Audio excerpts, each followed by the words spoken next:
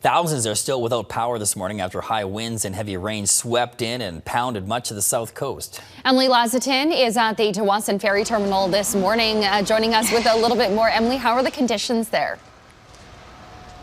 Definitely a little better than yesterday, Sonia. Jason, good morning. Yeah, late last night and early into the evening, we saw some sailings canceled or delayed because the storm did materialize. But this morning, it's a tad windy. The rains eased off, but nothing too bad. There are no headaches so far for BC Ferries passengers, so we're keeping a close eye on that. But because of that storm, there are thousands this morning without power. So at the peak of the storm, BC Hydro says about 50,000 customers lost power. The hardest hit areas are the Gulf Islands, South Vancouver Island, Coquitlam, Abbotsford, and Maple Ridge.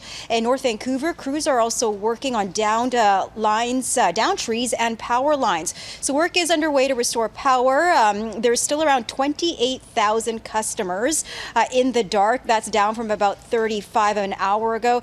So the weather yesterday also made for a rough ride for some BC Ferry passengers sailing through the southern Gulf Islands Tuesday evening. Let's go from rain to snow. Well, now it's not out of the norm this time of year. Some parts of the south coast saw the first snowfall of the season.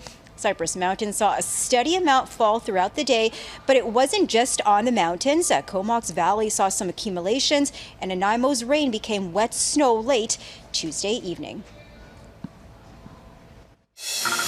The cooler air combined with this moisture is resulting in some snowfall, particularly over sort of higher elevations. But in areas where we've seen some heavy rain, things have cooled off enough that there are some wet flakes of snow mixed in with that rain, particularly for parts of the east side of Vancouver Island, even down to some lower elevations. All right, Emily, how about drivers heading east? Do they need to be worried about the weather as well? They do, so be careful out there because of the snow. So if you're heading on the Coquihalla, the connector Allison Pass, there was some trouble there. Conditions are expected to ease as we get into the morning, but just a quick look here on Drive BC. There's a reported incident on the Coquihalla, so drivers might need to hang tight northbound from Hope to Merritt, and we should expect an update from Drive BC later this morning. Jason, Sonia? All right, Emily Lazatin joining us this morning. Thanks, Emily.